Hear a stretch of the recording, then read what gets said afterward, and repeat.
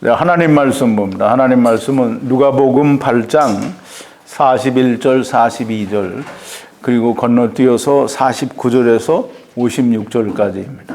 제가 프린트를 해놨으니까 프린트에 된 대로 순서대로 제가 한 절 읽고 여러분도 한 절 읽고 교독하겠습니다. 이에 회당장인 야이로라 하는 사람이 와서 예수의 발 아래 엎드려 자기 집에 오시기를 간구하니 이는 자기에게 12살 먹은 외딸이 있어 죽어 가미로라. 예수께서 가실 때에 무리가 옹미하더라. 아직 말씀하실 때에 회당의 집에서 사람이 와서 말하되 당신의 딸이 죽었나이다. 선생을 더 괴롭게 마소서 하거늘 예수께서 들으시고 가라사대 두려워 말고 믿기만 하라.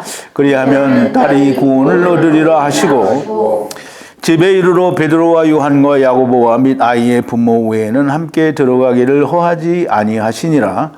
모든 사람이 아이를 위하여 울며 통곡하매 예수께서 이르시되 울지 말라. 죽은 것이 아니라 잔다 하시니 저희가 그 죽은 것을 아는 고로 비웃더라. 예수께서 아이의 손을 잡고 불러 가라사대 아이야 일어나라 하시니 그 영이 돌아와 아이가 곧 일어나거늘 예수께서 먹을 것을 주라 명하신데 그 부모가 놀라는지라. 예수께서 경계하사 이 일을 아무에게도 말하지 말라 하시니라. 아멘. 우리 잠깐 기도하겠습니다. 거룩하신 여호와 아버지 하나님, 감사와 찬송과 영광을 돌립니다. 우리는 이미 수천 년 전부터 주어진 하나님의 말씀이요, 비록 우리 육신 가운데 있을 때 본 이 하나님의 말씀은 그리 오랜 세월이 아니지만 하나님께서는 일찍부터 진리를 담아서 이 말씀들을 세상에 두셨습니다. 그러나 수없이 많은 사람들이 이 하나님의 말씀을 통하여 하나님의 뜻을 발견하기보다는 하나님의 말씀을 읽은 그대로 땅에 맞추어서 아버지 하나님 자기의 눈에 맞게 자기의 생각대로 해석을 함으로 하나님께서 정작 알려주시고자 하는 하나님의 참뜻을 우리가 너무나 오랜 세월 동안 버려왔습니다. 그러나 이제 하나님께서 그 진리의 뜻, 참뜻을 알려주실 때에 우리의 마음에 또 우리의 생각에 하나님의 성령이 함께 하시고 하늘로부터 내리는 신령한 지혜와 명철과 총명 그리고 성령님을 부어주셔서 우리가 이 하나님의 말씀을 참 올바르게 깨달을 수 있는 은혜를 허락하여 주시옵소서. 우리 로고스 교회 성도들과 또 동영상을 통하여 하나님의 말씀을 사모하는 하나님의 자녀들과 로고스 멜로스 성회 지체들에게도 다 동일하게 함께하여 주셔서 하나님의 말씀을 통하여 아버지의 영광이 드러나고 저희에게는 은혜가 넘치는 시간이 되게 하여 주시옵소서. 예수님의 이름으로 기도하옵나이다. 아멘.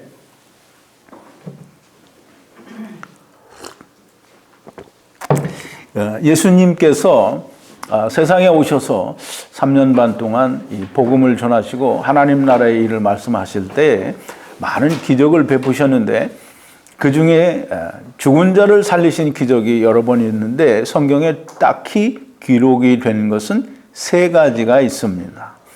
그 중에 하나는 과부의 아들이 나인성에 있는 과부의 아들이 죽어서 장사를 지낼 때 예수님께서 그 마을로 들어가시다가 만나고 과부를 불쌍히 여기시고 그 죽은 아들을 살려주신 사건입니다.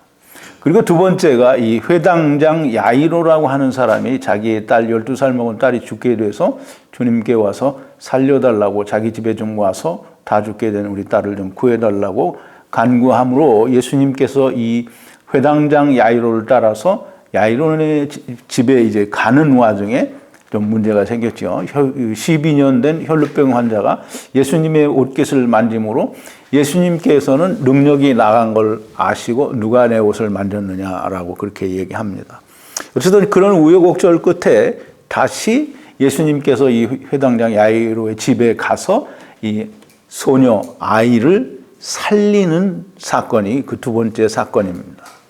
그리고 세 번째가 우리가 너무나 잘 아는 요한복음 11장에 나오는 그 나사로 죽어서 마르다와 마리아의 오라비인 그 나사로가 죽어서 무덤에 들어간 지 이미 3일이나 지나서 이제 성경에는 나흘로 돼 있죠. 이제 3일이 지나서 완전하게 무덤으로 돌로 봉해졌고 또 썩어서 냄새가 나는 이 나사로를 살리신 그 놀라운 사건이 이 세 번째입니다. 그런데 이 나사로를 살리신 일에 대해서는 내일 모레 일요일 날 공부를 하겠습니다. 오늘은 이 두 번째 사건인 회당장 야이로의 딸을 살리신 그 죽은 자를 살리신 사건을 우리가 공부를 하겠습니다. 그래서 오늘 제목을 예수님께서 아이야 일어나라 하니까 그 영이 돌아와 아이가 곧 일어나거늘 라고 이렇게 기록된 그 부분을 우리가 주제로 해서 그 영이 돌아와 아이가 곧 일어나거늘 하는 그런 제목으로 우리 함께 은혜를 나누고자 합니다. 이 성경에는 그 예수님께서 오셨을 때 정말 많은 기적, 그러니까 우리가 말하는 기적, 또 예수님이 행하실 때에는 사실상 그게 사람들로 믿게 하는 표적입니다. 표적. 그리스도께서 메시아라고 하는 걸 나타내는 표적이라는 말이에요. 단순히 어떤 그 상식을 뛰어넘는 기적이라고 하는 미러클이라고 하는 것이 일어나는 게 아니고 어떤 의미가 담겨 있는 표적이라는 거예요. 그런데 이 나인성 과부의 아들이나 회당장 야이로의 딸이나 나사로를 살리신 그 죽은 자 가운데에서 그 육체를 살리신 사건은 다 동일한 사건이 아니에요. 즉 다시 말해서 하나님께서 이 예수 그리스도께서 이 일을 행하심으로 보여주시고 나타내시고자 하는 각각의 의미가 다 다르다라는 거예요.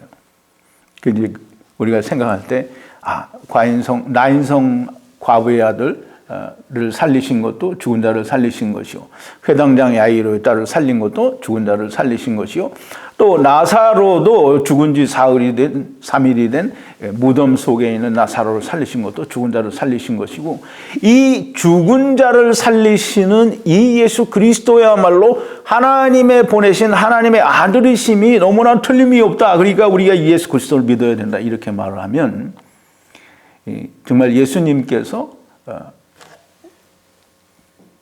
그 당시의 사람들이나 오늘 이 말씀을 읽는 사람들에게 말씀하시려고 하는 것을 다 버리는 거예요. 그러니까 늘 제가 하는 얘기죠. 이 말은 좀 그만했으면 좋겠는데, 수박을 껍데기를 막 핥아먹고 좀 너무 맛있다고 하는 거예요. 그러니까 예수님께서 이 나인성 과부의 아들을 살리셔서 우리에게 말씀하시고자 하는 의도가 다르고, 회당장 야이로의 딸을 살리셔서 우리에게 말씀하시고자 하는 의도가 다르고, 또 죽은 나사로를 살리셔서, 나사로를 살리실 때는 사실상 예수님께서 나사로가 죽을 때까지를 기다렸어요. 그리고서는 살리시는 거예요. 그러니까 이 세 가지 사건을 통해서 우리에게 보여주시려고 하는 주님의 의도와 뜻이 다 각기 다르다라는 거예요. 근데 뭐가 다르냐, 그거지. 이렇게 말씀하시고 그냥 그렇다라고 생각하시면 할 수 없어요. 그렇게 본인들이 아시는 대로 믿으시기를 바랍니다. 특히 이 회당장 야이로의 딸을 살리실 때 보면 많은 사람들이 이 야이로의 그 입장을 생각해서 야이로의 순종, 이미 죽었다고 하는데 예수님께서 가자고 하니까 갔다는 거예요. 그래서 이미 죽었다고 사람들이 울고 헌화를 하는데 방에 들어가서 살리신다고 하니 같이 들어가자고 하니까 또 같이 순종하고 들어갔다는 거예요. 모든 여건이 이 회당장 야이로가 볼 때는 살아날 것 같지 않은 그런 어떤 그 확실한 것이 있음에도 불구하고 주님의 말씀을 순종하고 또 인내하고 또 믿었다는 거예요. 근데 예수님이 회당장 야이로의 믿음을, 그걸 순종과 인내와 또는 그 믿음을 그걸 말씀하시기 위해서 이 사건을 이야기하는 게 아니에요. 그걸 얘기하고 그 회당장의 순종과 인내와 믿음을 강조해서 우리도 이 회당장 야이로와 같은 믿음을 가집시다라고 얘기하면 이제 과격한 얘기가 들리는지는 모르겠는데요. 사기꾼입니다. 자, 이제 제가 나사로를 살리신 이유는 그걸 이제 그것을 통해서 우리가 받아야 될 경우는 그러니까 주님이 말씀하시고자 하는 의도는 일요일 날 할 거니까 오늘 이제 하진 않겠는데요. 이미 나인성 과부의 아들을 살리신 것도 이미 공부를 했어요. 그런데 이제 비교해서 다른 것이 어떤 것인지 여러분들이 꼭 알기를 바라서 잠깐 동안 나인성 과부의 아들을 주님이 살리신 것을 좀 설명을 드리겠습니다. 나인성 과부의 아들을 살리신 것은 죽은 나인성 과부의 아들을 위해서 그 아들을 살리신 게 아니에요. 무슨 말인지 이해가요? 네.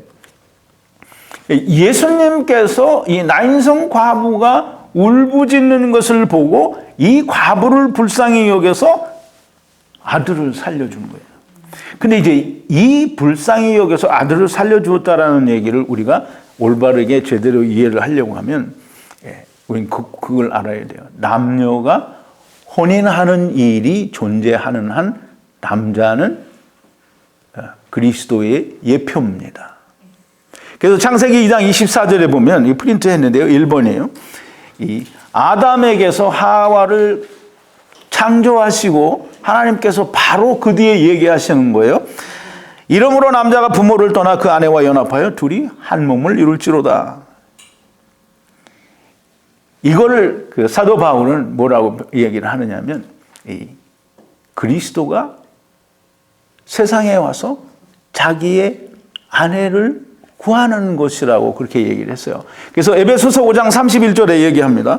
똑같은 얘기. 이러므로 사람이 부모를 떠나 그 아내와 합하여 둘이 한 육체가 될지니, 이제 우리 교회가 예수 그리스도를 만나는 건 그냥 내가 예수 그리스도 믿고 내가 신자가 되는 게 그거 예수 믿는 거 아니에요. 예수를 믿고 내가 그리스도를 믿는다라고 하는 건 한 육체가 되는 거예요. 제가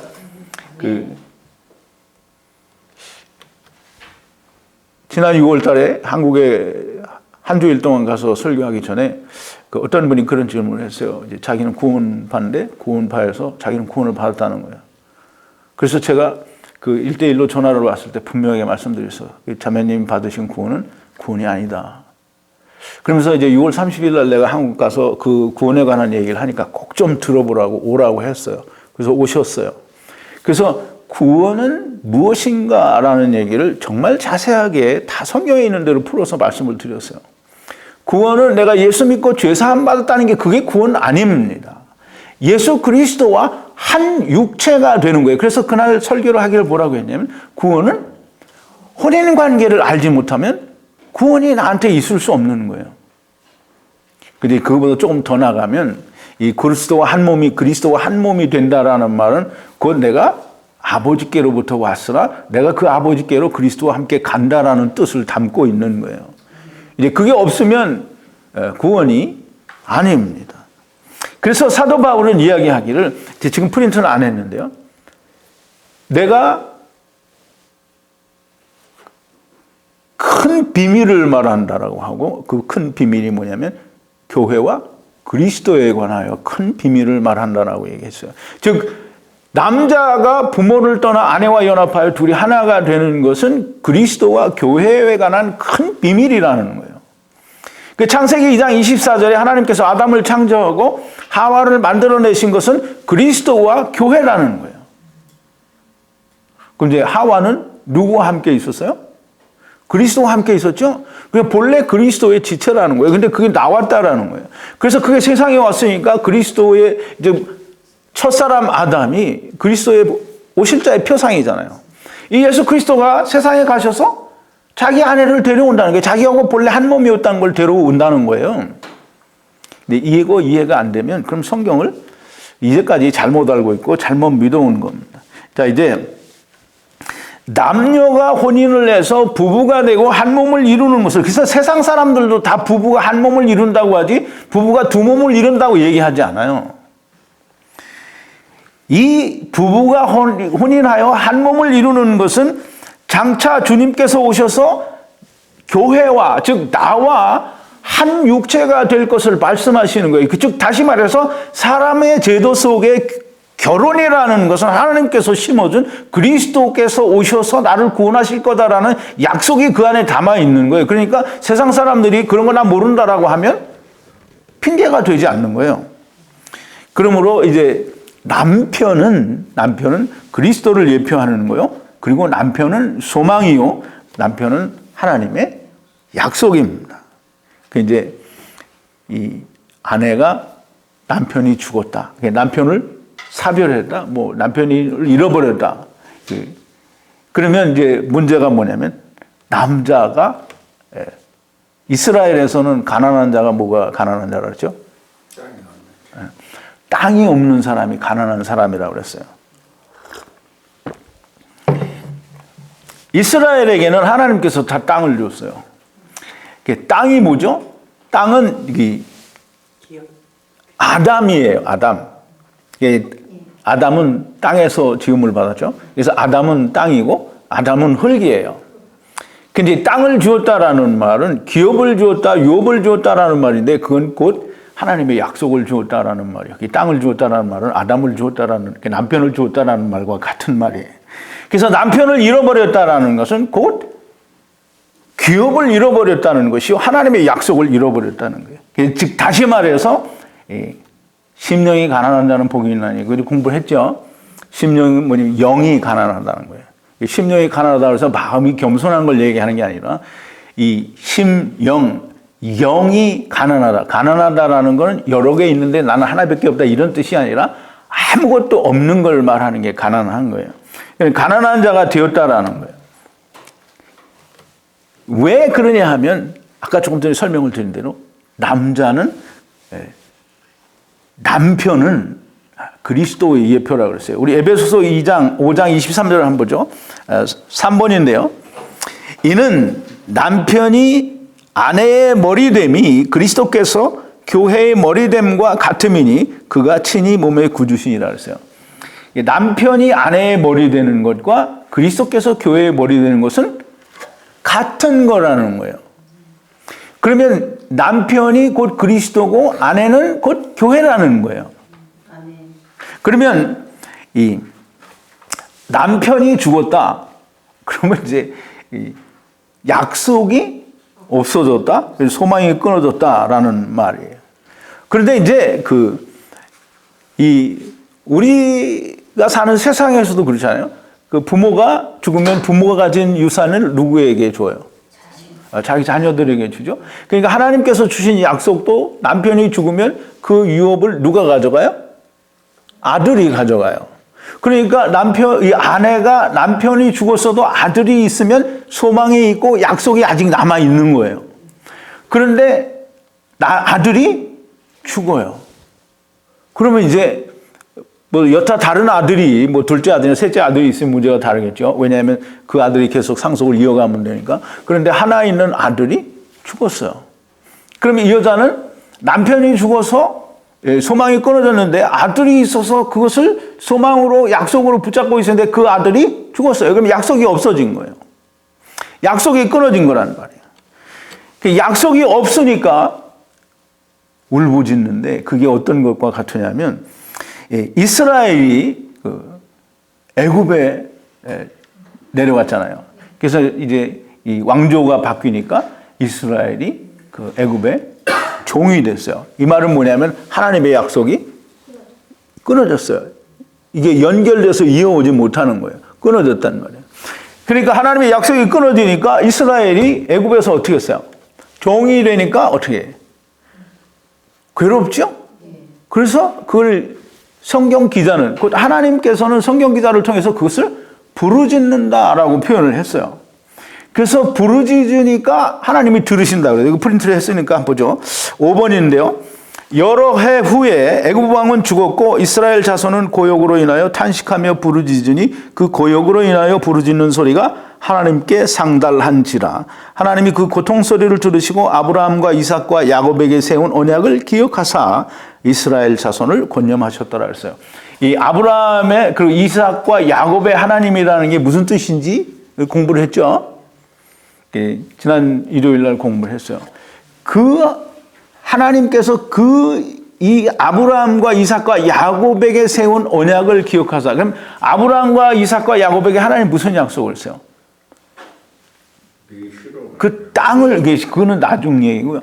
땅을 주겠다고 계속 약속을 했어요. 아브라함에게 가나안 땅을 주겠다. 이삭에게도 가나안 땅을 주겠다. 야곱에게도 네가 이 땅에 어떠든지 네가 이 땅에 돌아와서 네가 이 땅과 네 후손들이 이 땅을 차지하겠다라고 약속을 했어요. 근데 가나안 땅을 준다라는 건 뭘 준다는 거예요? 하나님 나라를 준다는 거죠. 근데 이제 그 가나안 땅을 준다고 약속을 했으니까 하나님께서는 애굽에 있는 이스라엘 백성들은 이미 약속을 했어요. 아브라함과 이삭과 야곱이 가나안 땅을 떠나기 이전에 가나안 땅에 있을 때 약속을 했어요. 그러니까 이게 뭐 이스라엘 백성이 애굽에 가서 종살이 하기 전에 이미 하나님이 이 땅에 너희들을 다시 되돌려 오겠다라고 약속을 했잖아요. 그건 무슨 말을 하느냐면 이 인생들이 하나님 나라에서 하나님을 떠나기 전에 이미 하나님께서는 너희를 다시 불러오겠다는 약속을 하신 거예요. 그게 뭐냐면 아담이에요. 그래서 아담은 오실자의 표상이고 아담 안에서 너희가 다 가라는 거예요. 그래서 아담 안에서 우리가 다 왔어요. 그걸 야곱이 꿈으로 봤죠. 예. 하늘에 사닥다리가 닿아서 거기로 오르락내리락 한다는 거예요. 그럼 이제 예수님이 그 꿈을 설명해 주죠. 하늘이 열리고 인자 위에, 그 사닥다리는 인자예요. 인자 위에 하나님의 천사들이 오르락내리락 하는 것을 보리라. 구약시대 때 내려왔으니까 예수 그리스도로 말미암아 올라가는 거예요. 아담 안에서 왔다가 아담, 그 마지막 아담 안에서 다 가는 거예요. 그래서 아담으로 말미암아 세상에 다 오고 마지막 아담 예수 그리스도로 말미암아 다 하늘에 가는 것을 설명하는 게 그게 이제 그 야곱에게 보여주신 하나님의 약속이에요.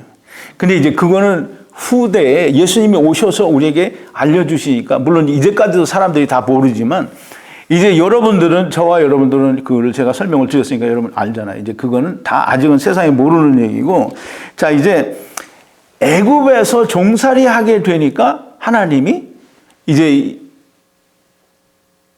약속이 끊어졌잖아요. 그러니까 하나님이 아브라함과 이삭과 야곱에게 한 약속을 기억하사 이스라엘 백성들을 권념하셨다라는 거예요. 그래서 이스라엘 백성에게 누굴 보내죠? 예, 모세와 또 이 어린 양을 보내요.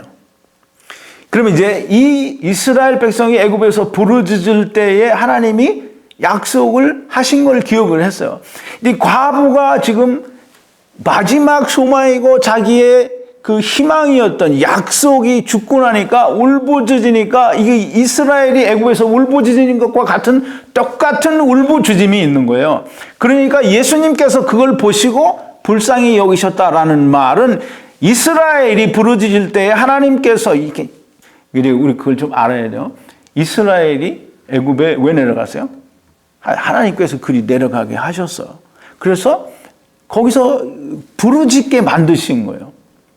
그러니까 부르짖는데 하나님께서는 이미 약속하셨잖아요. 너 데려오겠다고. 그런데 부르짖으니까 이스라엘이 대놓고 하나님 우리를 좀 건져줘서 이렇게 한 적 없어요. 그냥 괴로워서 왜 우리가 여기서 고통받아야 되냐고 이 세상에 온 것을 지금 애굽에 온 것을 괴로워하고 신음하니까 하나님이 그 약속을 기억하신 거예요. 그럼 애굽의 이 과부가 소망을 잃어버리고 아무 하나님의 약속이 없는 이 기업을 잃어버린 사람이 돼서 울부짖으니까 예수님이 지나가시다 그걸 보시고 불쌍히 여기신 거예요. 그러니까 하나님의 애굽을 들으시고 그들에게 그 약속을 기억하고 권념하셨다는 것과 예수님이 과부를 불쌍히 여겼다는 말은 같은 말인 거예요. 그래서 똑같이 예수님께서 이 과부가 소망이 없어서 약속이 끊어져서 울부짖으니까 그러면 이제 이스라엘에게 울부짖으니까 하나님 뭘 기억하셨다고 그랬어요? 약속을 기억하셔서 그 약속을 지금 보여주는 거잖아요. 이제 모세와 어린 양을 보내서 보내주는 거예요. 그럼 이제 이 여자에게도 예수님이 뭘 줘야 되겠어요? 약속을 줘야 되죠? 약속을 줘야 되는데 약속이 죽었잖아요. 그러니까 어떻게 해야 돼요? 살려야 되죠? 그래서 이 과부의 아들을 살려준 것은 이 소망이 없는 과부에게 약속을 다시 살려준 거예요. 근데 이제 우리가 그걸 이해를 못하면 정말 하나님의 말씀을 다 버리는 거예요.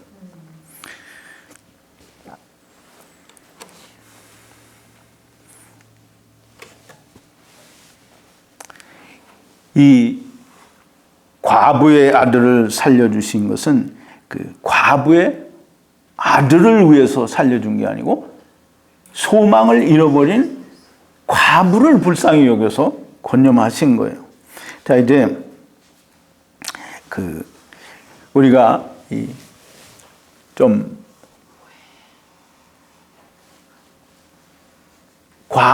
이 나인성 과부의 아들을 살려주신 사건과 회당장 야이로의 딸을 살려주신 사건의 그 어떤 다른 점은 무엇인지, 우리가 이제 지금 나인성 과부의 아들은 왜 구원하셨는지, 왜 살려주셨는지 우리가 생각했잖아요.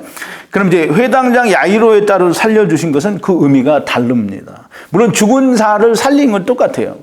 근데 의미가 다른 게, 회당장은 뭐냐면 오늘날의 목사가 아니고 또 제사장도 아니에요.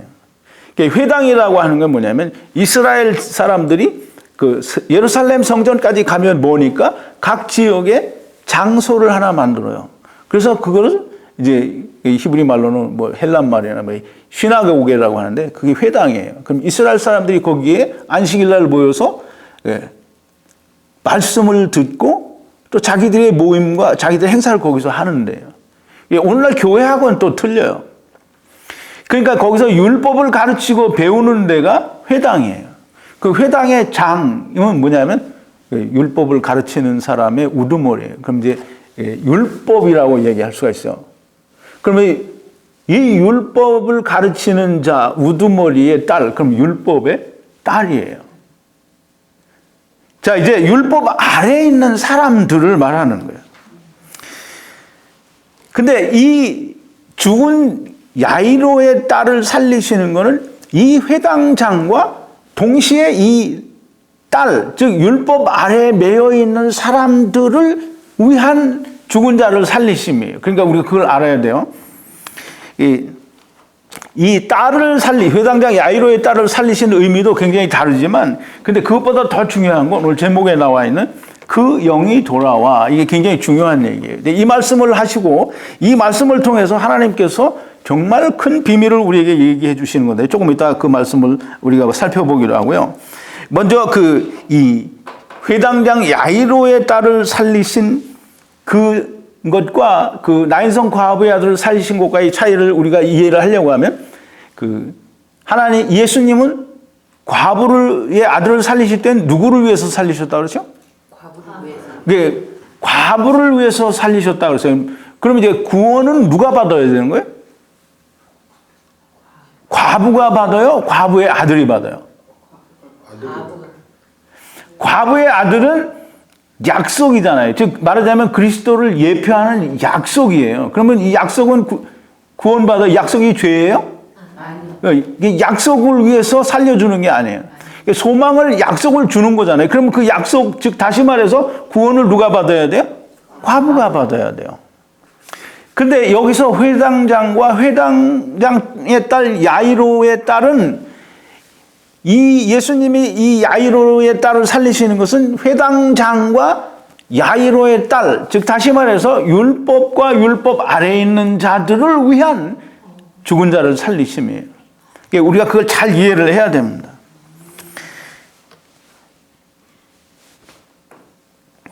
율법의 딸, 이제 너무 해석을 너무 멀리 가는 거 아니냐 이렇게 얘기할지 모르는데요.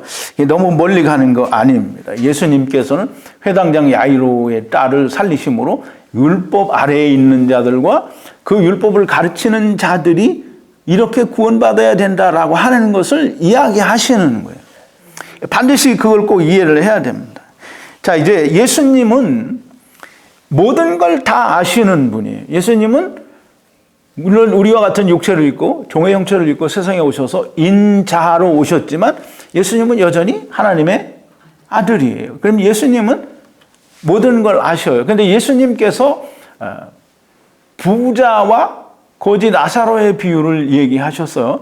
근데 이제 사람들이 생각할 때는 이 부자와 거지 나사로의 비유는 현실이 아니고 그건 가공의 스토리다라고 얘기를 해요. 근데 이제 그거는 그렇게 얘기하면 예수님 사기꾼 만드는 거예요.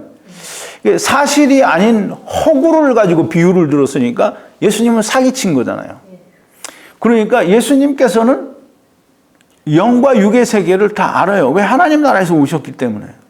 그러니까 부자와 거지 나사로의 얘기는 예수님이 아시는 한 그건 사실이에요.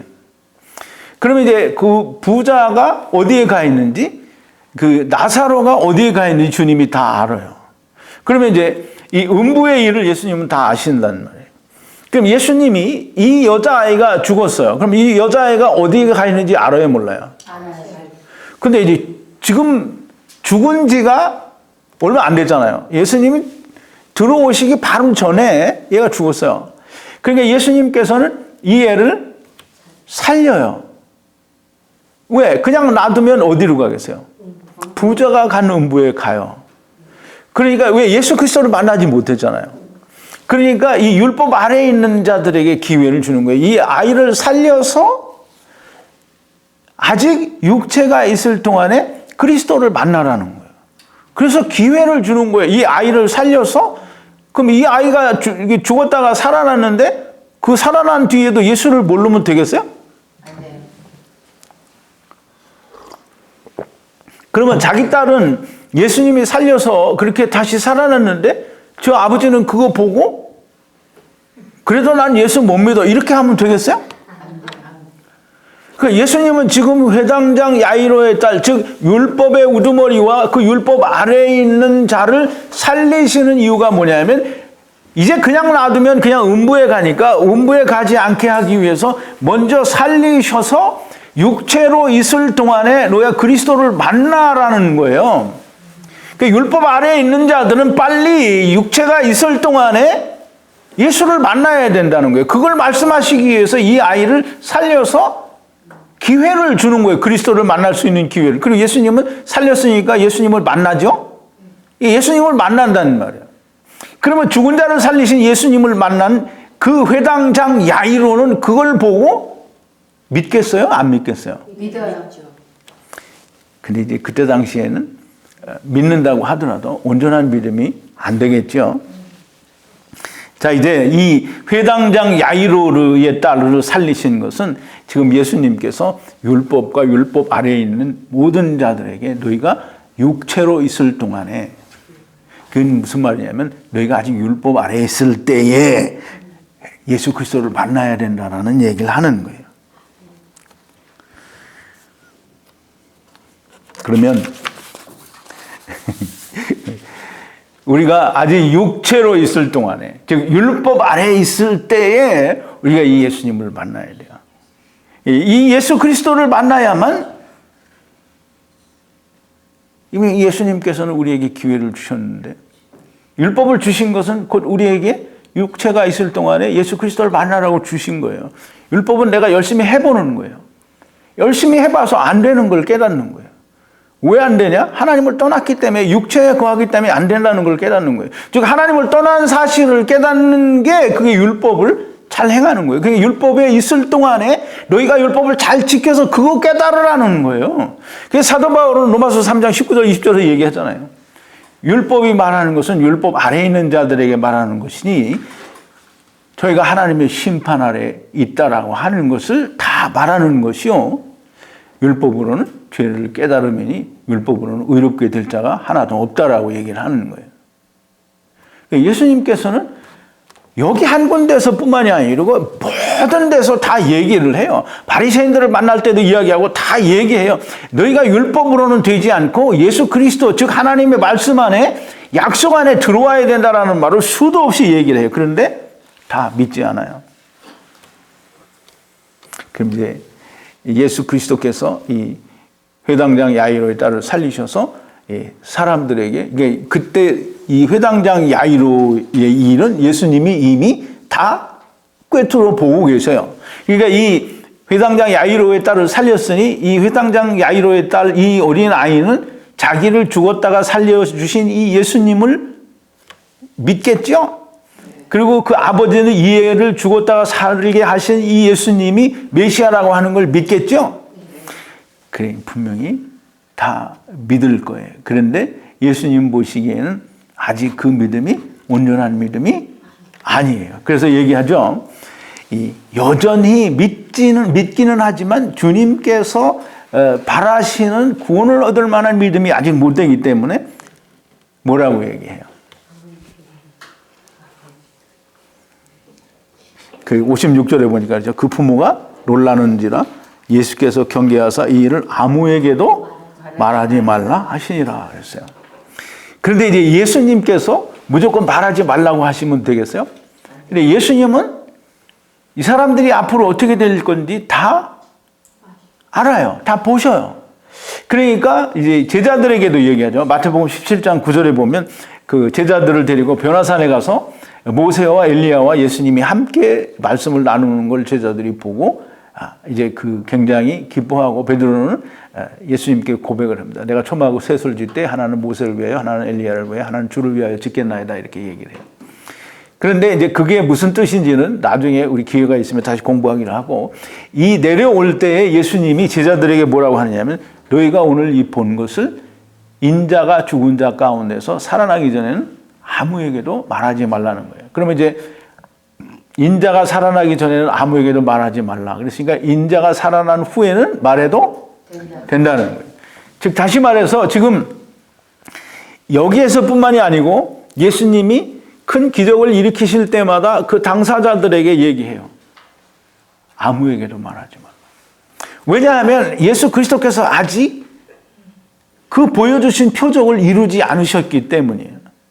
그러니까 이제 이 예수 그리스도께서 십자가에서 죽으셨다가 3일 만에 부활하시고 율법의 모든 것을 이루신 뒤에는 이 회당장 야이로와 회당장 야이로의 딸, 즉 율법 아래에 있는 사람들이 이 사실을 보고 예수님께서 자기에게 이룬 그 일을 생각하면 반드시 그게 바르게 깨달아지고 예수 그리스도께서 우리를 구원하시는 구세주라고 하는 게 믿어질 거라는 거예요. 그럼 예수님은 그걸 보신 거예요. 그러니까 이 회당장과 회당장 야이로의 딸을 살리심으로 율법과 율법 아래에 있는 자들에게 너희가 율법 아래에 있을 때에 예수 그리스도를 만나야 된다라고 이야기를 하는 거예요. 그러니까 오늘날 율법을 가지고 있는 사람들은 다 먼저 예수 그리스도를 만나야 온전하게 율법에서 자유할 수 있는 거예요. 그러니까 예수 그리스도를 만나지 않는 사람은 율법을 지켜야 된다라고 말을 하는 거예요. 분명히 말씀드릴 수 있기는 이 예수 그리스도께서 죽으셨다가 살아나신 후에는 이 회당장과 회당장 야이로의 딸이 분명하게 예수 그리스도에 대해서 확실한 믿음을 가졌으리라고 생각해요. 제자들이 성령을 받고 깨달은 것처럼 이 사람들도 성령님께서 역사하셔서 분명히 이 예수 그리스도께서 자기들을 살려주신 그 은혜를 알게 될 거라는 거예요. 그래서 이 사람들도 예수 그리스도를 분명히 증거했으리라고 우리는 그렇게 확신할 수 있는 겁니다. 근데 이제 하나님께서 이 누가에게 이 말씀을 기록하게 하신 데에는 이유가 있어요. 이제 오늘 제목에도 나와 있지만 그 영이 돌아와 그래요. 근데 이 똑같은 사건이 세 복음서에 다 있어요. 요한복음에는 없는데요. 이 세 복음서에 다 있는데 오직 이 누가만 그 영이 돌아와라고 설명을 해요. 그럼 이제 하나님께서 누가에게 이걸 기록하게 하시는데 다른 제자들은 안 했어요. 근데 누가에게 이 기록하시게 하신 이유는 누가가 이 설명을 함으로 말미암아 많은 사람들에게 하나님께서 그 사람들이 성경을 깨달을 수 있는 어떤 비밀을 우리에게 알려주시는 거예요. 이제 그 영이 돌아왔다라는 얘기는 이미 제가 여러 번 설명을 드렸는데 너무 중요한 얘기입니다. 영이 돌아와 아이가 살았다. 그럼 이제 그러니까 영은 누구든지 다 있죠. 영이 없는 사람이 있어요? 없어요. 영은 누구든지 다 있단 말이에요. 근데 그 영이 돌아와 아이가 살았다라는 말은 영이 우리에게 들어와서 영이 존재해야만 그 생명이 유지가 된다라는 거예요. 그래서 이제 그걸 우리가 잘 이해를 하면 이게 우리 몸은 뭘로 만들었죠? 흙이에요. 흙은 생명이 있어요, 없어요? 없어요. 아무리 정교하게 잘 빚어놨어도 그게 비 오고 물난리가 나고 그러면 흙은 그냥 없어지는 거예요. 그건 아무것도 아닌 거예요. 그냥 흙이에요. 근데 그 흙이 생명이 되게 하기 위해서 하나님이 뭘 불어넣었어요? 생기를 불어넣었어요. 근데 그 생기를 우리가 여기 와서 보니까 그 생기가 뭐니까 영이에요. 그러니까 영을 불어넣으니까 흙이 뭐가 됐어요? 살아있는 생명체가 된 거예요. 그 육체가 됐어요. 영이 들어오면 육체가 생명이 돼요. 반드시 육체, 즉 흙이 생명이 되기 위해서는 영이 몸에 들어와야 돼요. 근데 이제 보세요. 우리 육체가 힘이 다해서 어떤 사고로 육체가 무너져요. 육체가 죽으면 거기서 뭐가 나와요? 지금 오늘 보니까 아이가 죽어서 뭐가 나갔어요? 영이 나왔어요. 영이 나갔다는 얘기 있어요, 없어요? 없는데 영이 돌아왔대잖아요. 그 나간 놈이 돌아온 거지, 안 나간 놈이 들어오면 돌아왔다고 안 하죠. 그냥 들어왔다고 하죠. 그러니까 돌아왔다고 하니까 나간 놈이 들어온 거예요. 그러니까 나가서 가려고 했는데 주님이 다시 들어오라 그래서 들어온 거예요. 그러니까 이제 이 영은 육체 안에 들어오면 육체, 즉 흙 속에 들어오면 흙이 생명이 되고 이 육체가 무너지면 육체는 그냥 흙이 되고 영은 육체 속에서 나가요. 그럼 이제 육체 속에서 나가니까 육체 속에서 나가니까 자유롭게 되었다라고 사람들은 생각을 하죠. 근데 이제 그건 자유롭게 된 게 아니고 사람들이 그건 오해를 하는 거예요. 이제 우리가 공부를 이미 다 했어요. 고린도후서 5장 1절부터 4절까지 제가 프린트를 했는데요. 저하고 같이 한번 읽어보죠. 8번인데요. 그렇게 어려운 말이 아니니까 굳이 설명을 드리지 않아도 여러분들이 잘 이해를 하실 수 있을 거라고 생각합니다. 만일 땅에 있는 우리의 장막집이 무너지면 이게 무슨 뜻인 것 같아요? 우리 육체가 죽으면 이 말이에요. 하나님께서 지으신 집, 그 손으로 지은 것이 아니요. 그게 사람의 손으로 지은 게 아니라 하늘에 있는 영원한 집이 우리에게 있는 줄 아나니 과연 우리가 여기서 있어 탄식하며 하늘로부터 오는 우리 처소로 덧입기를 간절히 사모하노니 그랬어요. 자, 이제 제가 좀 설명을 드리니까 잘 들어보세요. 이 어린아이 야이로의 딸이 죽으니까 영이 나왔어요. 사람이 죽으면 육신의 장막집이 무너지면 장막집은 무너졌어요. 그러면 뭐가 나와요? 영이 나와요. 근데 그 영이 나오면 그 영은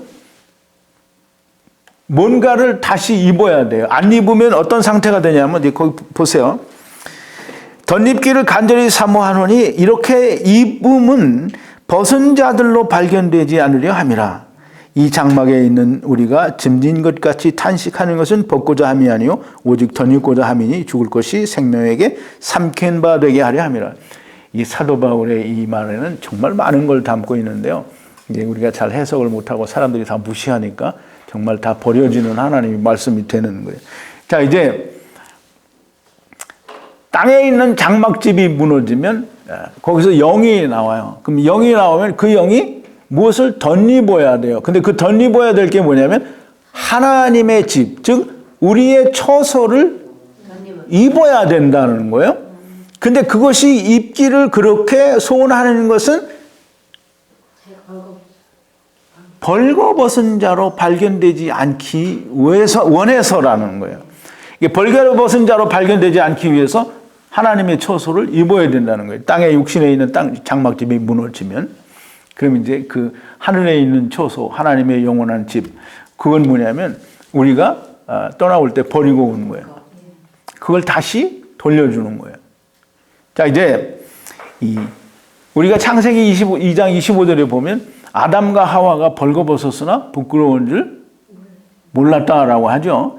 사람들이 얘기하기를 아담과 하와가 벌거벗었으니까 이거는 벌거벗고 아무것도 걸치지 않고 꽃을 내놓고 막 이렇게 빨가벗고 있는데도 창피한 줄 모른다라고 얘기를 하는 거예요. 왜 그러냐 했더니 죄가 없어서 그렇다는 거예요.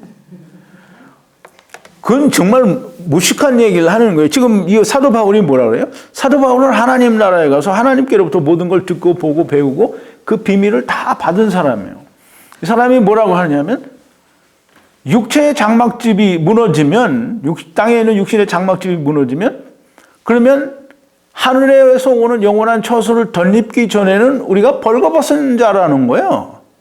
그러니까 지금 사도 바울은 벌거벗은 게 우리의 겉옷, 이 흠겁 조가리 옷을 입지 않았기 때문에 우리가 벌거벗었다라고 얘기하는 게 아니라 우리는 본래 다 벌거벗은 자인데 하나님이 땅에 있는 흙으로 우리에게 집을 지어서 입혀주니까 우리가 벌거벗은 걸 모른다라는 말을 하는 거예요. 그러니까 우리가 이 옷을 입지 않아서 벌거벗었다라고 그렇게 생각을 하고 있으면 하나님 말씀을 정말 깡그리 버린 거잖아요.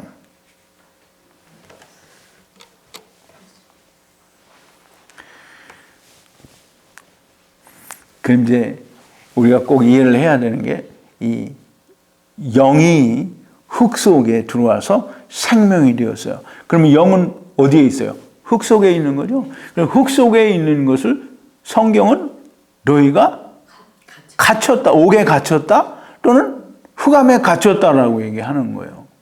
그래서 이제 보세요. 이사야서 42장 7절인데요. 11번인데, 아니, 10번인데요. 예수는 이게 이사야 선지자를 통해서 하나님께서 예수 그리스도에 대해서 얘기를 하는 거예요. 네가 소경의 눈을 밝히며 갇힌 자를 옥에서 이끌어내며 흑암에 처한 자를 간에서 나오게 하리라. 그러면 이제 이 세상에는 소경이 따로 있고 또 옥에 갇힌 자도 따로 있고 흑암에 갇힌 자가 따로 있는 게 아니라는 말씀을 제가 구차 말씀을 드렸죠. 소경은 누가 소경이에요? 우리가 이제 다른 말로 더 이게 정확한 대답을 해봐요. 하나님을 나라를 떠나서 하나님 나라를 볼 수 없는 자, 이게 다 소경인 거예요. 그러니까 하나님을 알지 못하고 하나님이 알려주고 하나님께서 자기를 보여주실 수 없고 하나님 나라를 이 인간들은 볼 수 없기 때문에 우리가 다 소경이라고 하는 거예요. 그럼 옥에 갇힌 자, 옥에 갇힌 자는 누가 옥에 갇힌 자예요? 이 세상에서 말하는 감옥소에 갇힌 사람이 옥에 갇힌다요? 그럼 예수님은 그 사람들 풀어주러 왔어요? 아니요. 옥에 갇힌 자는 육체 안에 갇힌 게 옥에 갇힌 거예요. 그럼 이제 흑암에 갇혔다고 그러잖아요. 그럼 이제 흑암에 갇힌, 우리는 다 흑암 가운데 있어요? 우리 지금 불 켜놓고 환한 데 있잖아요. 그 이제 밤에는 우리가 흑암이라고 할 수 있지만, 이 낮에는 해가 있으니까 흑암이 아니잖아요. 그럼 우리가 흑암에 갇힌다요? 그렇게 생각하면 정말 미련한 거예요. 하나님께서 얘기하시는데 태초에 하나님이 천지를 창조하시니라 땅이 혼돈하고 공허하며 흑암이 깊음 위에 있고 하나님의 시는 수면 위에 운행하시니라. 근데 이제 하나님이 창조하신 땅은 흑암이 깊음 위에 있대잖아요. 빛이 있어요, 없어요? 없어요. 빛이 없어서 하나님이 뭘 창조해요? 빛을 창조하죠? 근데 그 빛이 영원한 빛이 아니에요. 물리적인 빛은 참빛이 아니에요. 참빛은 누가 참빛이에요? 예수님이 참빛이에요. 그러면 이제 창세기 1장 3절에 나오는 하나님께서 창조하신 빛은 무슨 빛이에요?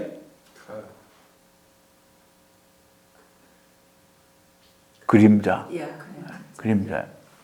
그러니까 이제 그건 참빛이 아니라 그건 그림자라는 거예요. 무슨 그림자냐면 장차 이렇게 참빛이 와서 너희를 밝게 해줄 거라는 거예요. 근데 그 참빛이 누구냐면 예수 그리스도라는 거예요. 근데 예수 그리스도는 누구냐 하면 이 정말 참빛은 예수 그리스도의 아버지 되시는 하나님이 빛이에요. 그 빛이 예수 그리스도의 얼굴에 나타나서 그 빛을 우리에게 비춰줬다라고 고린도후서 4장 6절에서 얘기하는 거예요. 제가 프린트를 안 했는데요. 한번 집에 가서 찾아보기 바랍니다. 고린도후서 4장 6절이에요. 빛이 있으리라 하시던 그 하나님께서 그리스도의 얼굴에 있는 하나님의 영광의 빛을 우리의 마음에 비춰주셨다라고 얘기를 해요. 자, 이제 그래서 우리는 다 이 흙 속에 또는 물질 세계 속에 흑암 속에 임시로 밝혀준 그 어두움 가운데에 우리가 다 갇혀 있는 거예요. 그러니까 예수님께서 우리를 소경의 눈을 뜨게 하시고 또 옥에 갇혀 있는 자들을 놓아주고 흑암에 갇혀 있는 자들을 놓아주기 위해서 오신다라고 말하는 거지. 우리가 다 밝은 빛 가운데 있고 우리가 다 생명 가운데 있는데 우리를 구해주러 오셨다라고 얘기하지 않는 거예요. 그러니까 우리가 그걸 이해를 못하면 예수님은 하나님도 다 사기꾼 되는 거예요.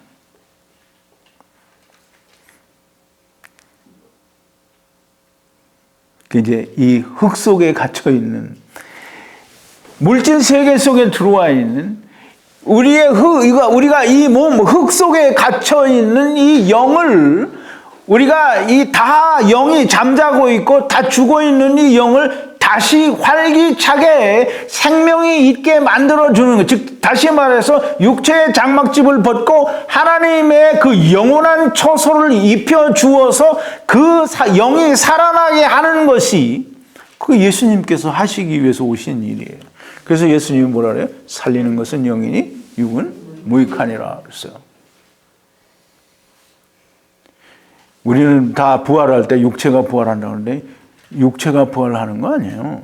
육체가 부활을 한다. 예수님이 육체 부활했는데 예수님이 육체 그대로 가지고 하나님 나라 갔어요? 이 변화되는 거예요. 그러니까 육체는 사실상 버리는 것 같은 거예요. 근데 이제 이 성경이 지금 이걸 얘기하는 거예요. 성경이 이걸 얘기하는 거예요. 이 말씀이 이제 성경이 우리에게 주어진 지가 이제 한 3, 4천 년? 뭐 이렇게 돼요. 근데 이렇게 수천 년 동안 이 하나님의 말씀은 그 자리에 있었어요. 이게 바뀌어져서 그전에는 없었던 말이 지금 새로 하나님께서 이게 더해 주셔서 없던 말이 생겨난 게 아니에요. 그냥 그대로 있었는데 아무도 모르는 거예요. 왜 몰라요? 왜 모르겠어요? 소경이라서 모르기도 하지만 사단이 다 속인 거예요. 우리는 그 무슨 소리냐? 사단이 무슨 속이냐? 근데 보세요. 창세기 12장, 계시록 12장 9절인데요. 마지막 번 12번. 큰 용이 쫓겨나니 내어 쫓기니 옛 뱀 곧 마귀라고도 하고 사단이라고 하는 온 천하를 꿰는 자라. 땅으로 내어 쫓기니 그의 사자들도 함께 저와 내어 쫓기니라 그랬어요. 사단이 뭐 하는 자예요? 꿰는 자. 그냥 꿰는 자가 아니고 온 천하를 꿰는 자예요. 하나님의 말씀은 우리에게 주셨어요. 그냥 하나님의 말씀은 어디 안 가요. 그냥 그대로 있어요. 하나님께서 하시는 일은 하나님의 말씀이 왜곡되거나 변개되지 않게 지켜왔어요. 근데 이게 변개하고 하나님께서 지키시는데 사단이 어느 때를 틈타냐 하면 하나님 말씀 자체를 바꿀 수는 없어요. 왜? 하나님 허락 안 하시니까. 근데 언제 바꾸냐면 번역될 때 싹 바꿔요. 거기다 더 넣기도 하고 의미를 바꾸기도 하고. 근데 그걸 사람을 시켜서 다 하는 거예요. 번역할 때 또는 필사를 할 때 다 바꿔요. 하나님의 말씀은 오직 하나님께서 지키실 때 그 원본만 정확하게 지켜지는 걸 우리 역사를 통해서 사본 공부를 잘 해보면 알 수 있어요.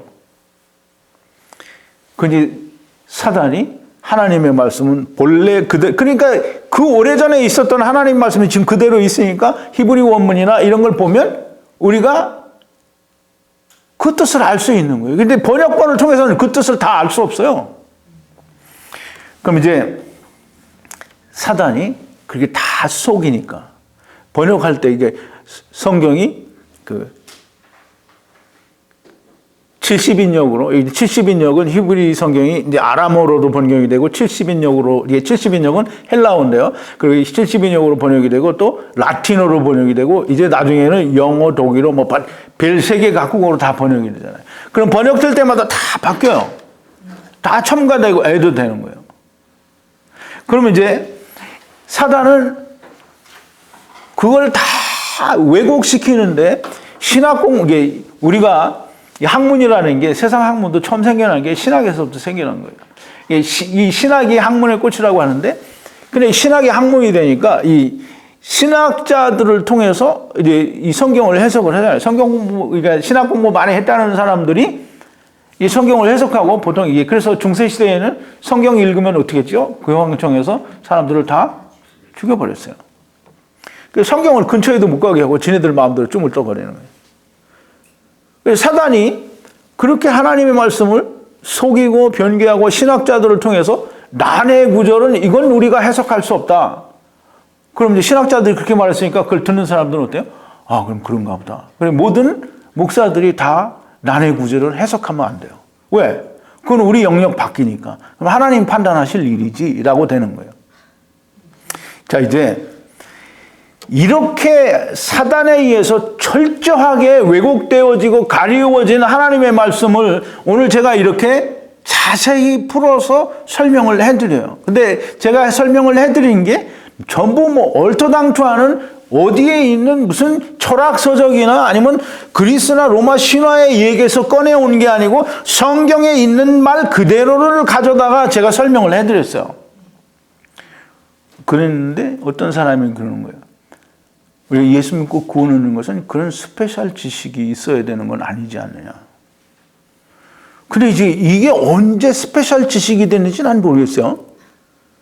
수천 년 전부터 있었던 것을 사단이 왜곡해가지고 다 잘못 가르쳐 놓으니까 진리가 뭐가 되냐면, 이건 특별한 지식이 된 거예요. 이 진리가 나와 같은 똑같은 방법으로 처음부터 해석이 되어서 이렇게 오랫동안 똑같이 가르쳐져 왔으면 누구라도 그게 이상하지 않을 거예요. 오히려 사단이 가르쳐준 그런 성경 해석 방법이 이 성경이 이렇게 썼는데 그런 무슨 해괴망측한 소리를 하냐 이렇게 될 텐데 이거는 다 잘못 배워놓으니까 하나님 말씀이 들려줘도 그런 스페셜 지식을 우리가 꼭 알아야 구원받는 건 아니라는 거예요. 참 성경을 풀어서 가르쳐주면 스페셜 지식이 되는지 나는 정말 몰랐었습니다. 자, 이제 말씀을 마치는데요.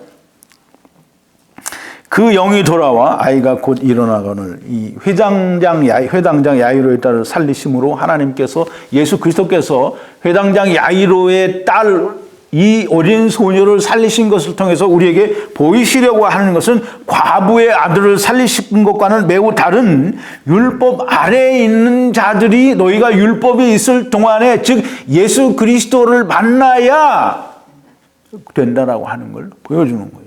그러니까 이제 율법 아래서 예수 그리스도를 물리적으로 또는 그렇게 어떤 가시적인 것으로 만났으면 이제 예수 그리스도에 대한 믿음이 이제 일요일 날 그 나사로의 죽음에 대해서도 공부하는데요. 이 마르다와 마리아 또는 이 죽은 나사로는 이제 죽었으니까 빼고 그 주위에 있던 유대인들이 가진 신앙이 그 메시아에 대한 신앙이 뭐냐면 전부 자기들이 원하고 있는 율법적인 그런 메시아를 원하고 그런 하나님의 아들을 믿고 그런 하나님의 심판과 그런 하나님의 약속을 믿는 거예요. 아브라함의 하나님이요, 이삭의 하나님이요, 야곱의 하나님이라고 하는 이 하나님을 믿는 게 아니고 자기들의 하나님을 믿는 거예요. 근데 이제 예수님께서는 이 회당장과 야이로의 딸을 보여주신 이것은 뭐냐면 장차 예수 그리스도께서 죽은 자 가운데서 살아나신 것을 보면 너희가 다 이걸 오버랩해서 다 이해를 하고 믿게 되리라는 것을 분명하게 예수님께서는 보신 거예요. 그래서 그렇게 보여주신 거예요.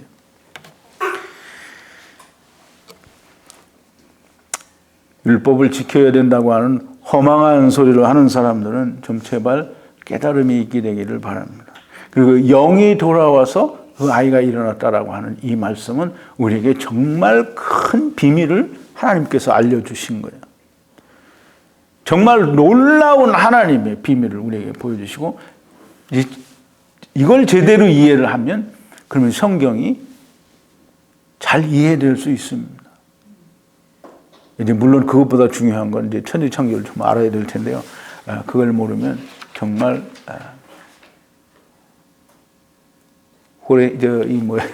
이 장님 코끼리 다리 만지고 코 만지고 다리 만지고 벽이 몸통이 만지는 그런 식으로 하나님의 말씀을 알 수밖에 없는 거예요. 제발 하나님의 말씀이 깨달아지는 놀라운 은총과 은혜가 여러분들에게 함께 있기를 바랍니다. 기도하시겠습니다. 거룩하신 여호와 아버지 하나님, 감사와 찬송과 영광을 돌립니다.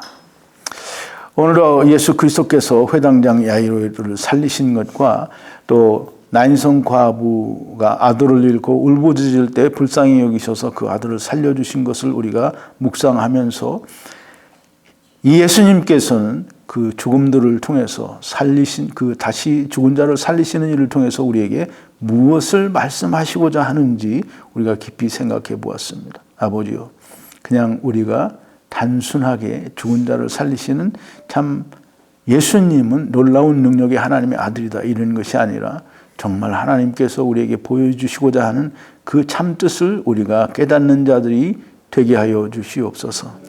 예수님의 이름으로 기도하옵나이다. 아멘.